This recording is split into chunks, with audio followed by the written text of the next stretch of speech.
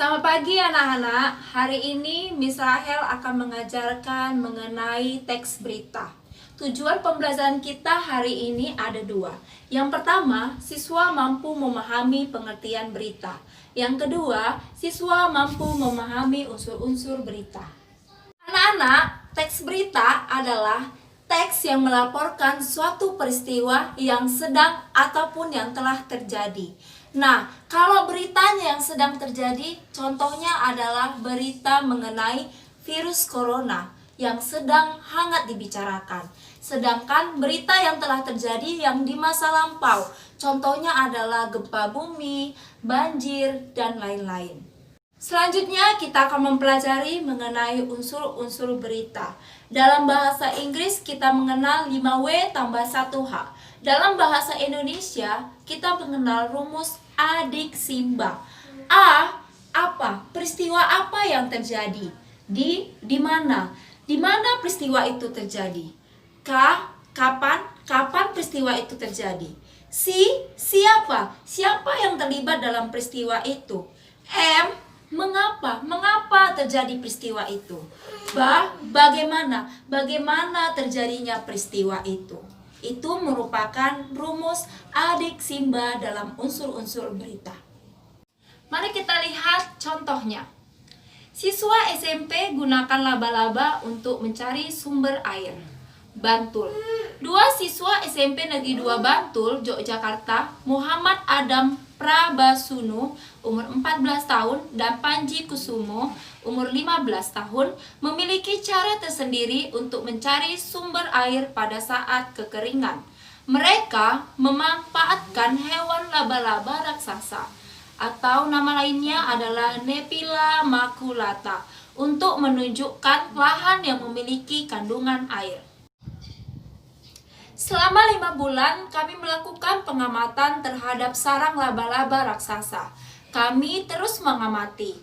Tandas Adam saat hendak menemui Bupati Bantul Sri Surya Widati, Kamis 16 Oktober 2014.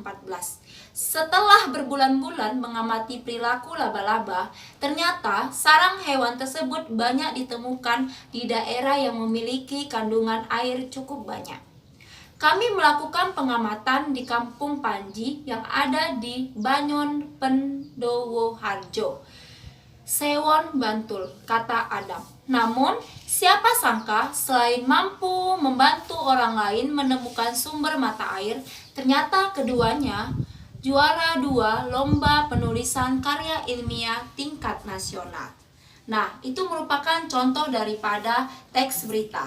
Kembali ke unsur-unsur berita. Tadi kita sudah membaca mengenai teks berita.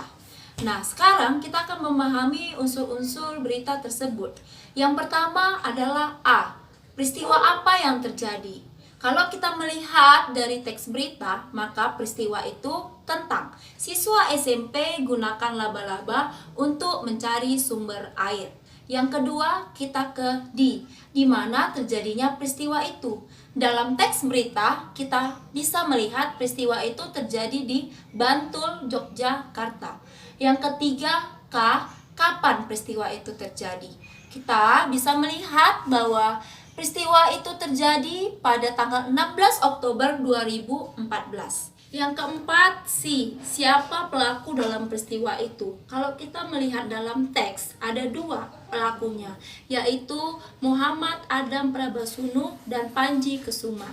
Yang kelima, ada M, mengapa peristiwa itu terjadi? Kalau kita lihat dalam teks, mengapa terjadi peristiwa itu? Karena di daerah tersebut kekeringan atau kandungan air tidak ada di dalamnya. 6 adalah bagaimana peristiwa itu terjadi. Kalau kita melihat dalam teks, setelah berbulan-bulan mengamati perilaku laba-laba, ternyata sarang hewan tersebut banyak ditemukan di daerah yang memiliki kandungan air cukup banyak, sehingga laba-laba digunakan untuk mencari sumber air.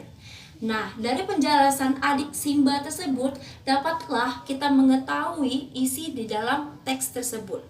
Demikian pembelajaran kita hari ini tentang pengertian teks berita dan unsur-unsur teks berita. Terima kasih.